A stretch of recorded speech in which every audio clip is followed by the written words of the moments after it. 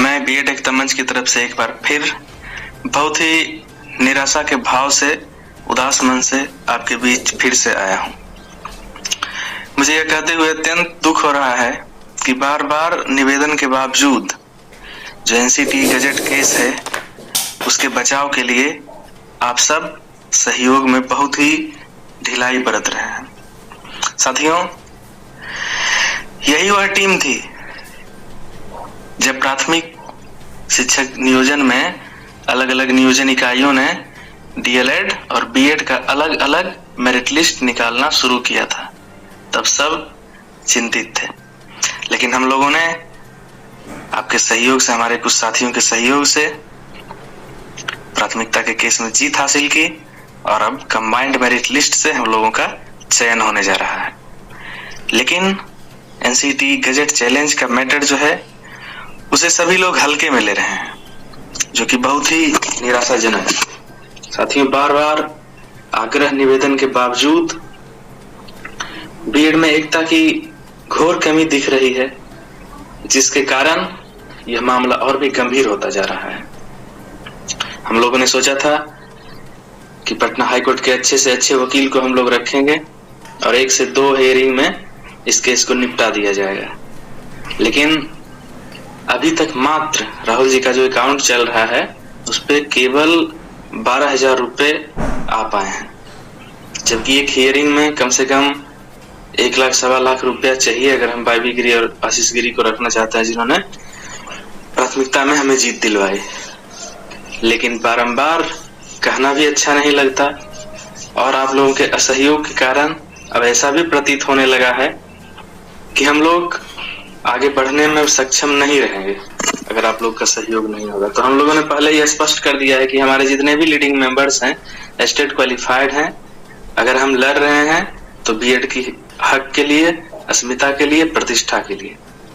और अगर आप लोग का सहयोग रहा तो कोई जरूरी नहीं है, क्योंकि न तो हम लोगों को नेता बनने का कोई शौक है और न ही इन पैसों से हम लोग करोड़पति बनना चाहते हैं। तो साथियों, आप लोग हल्के में ले रहे हैं, यह बहुत ही दुखद और चिंताजनक विषय है।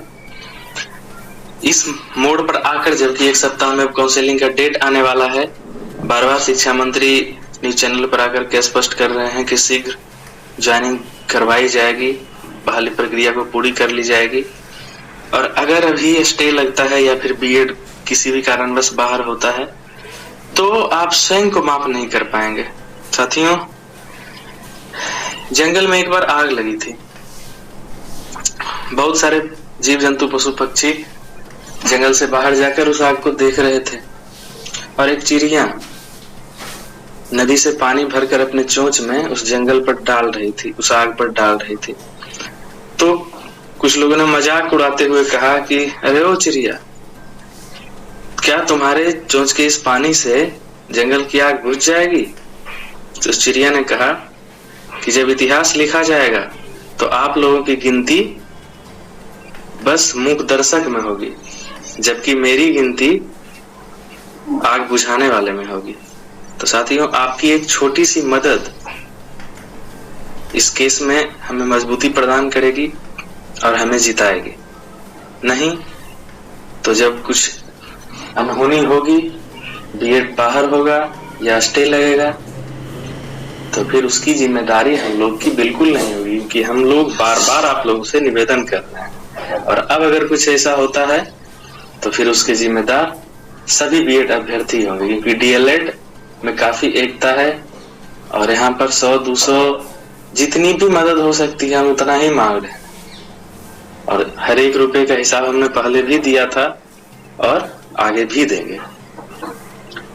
तो मैं पुनः एक बार निवेदन के साथ अपनी बात खत्म करना चाहूंगा कि एनसीटी गजट मैटर जो है और केस संख्या आप लोग जानते ही हैं, 4 तारीख को उसकी हेयरिंग भी हो चुकी है। तो अगर राहुल जी के अकाउंट पर आप लोग मदद करते हैं तो हम लोग आगे बढ़ेंगे, अन्यथा आप लोग के हाथ में फैसला है। जो भी हम देखेंगे आपकी प्रतिक्रिया, उसके अनुसार हम आगे बढ़ेंगे। धन्यवाद।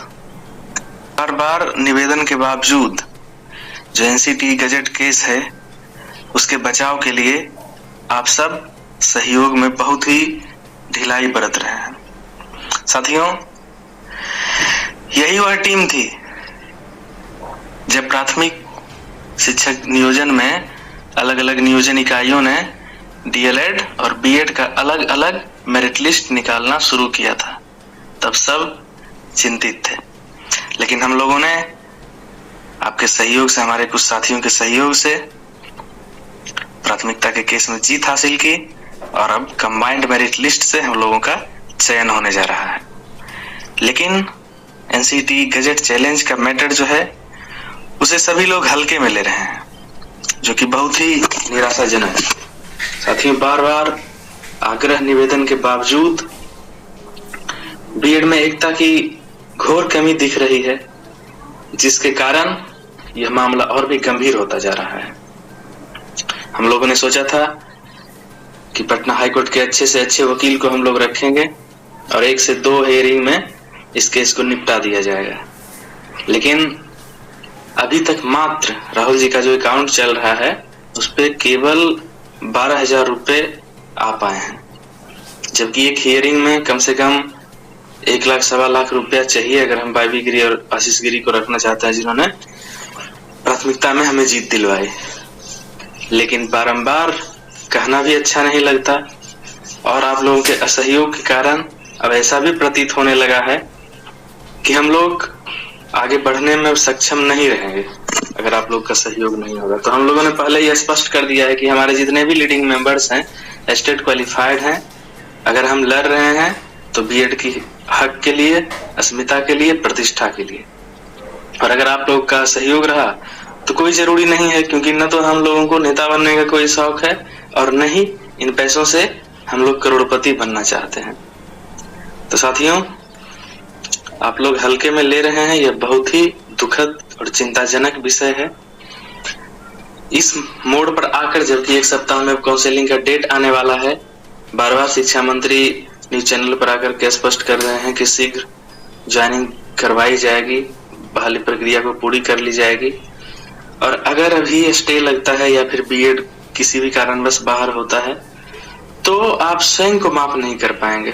साथियों, जंगल में एक बार आग लगी थी।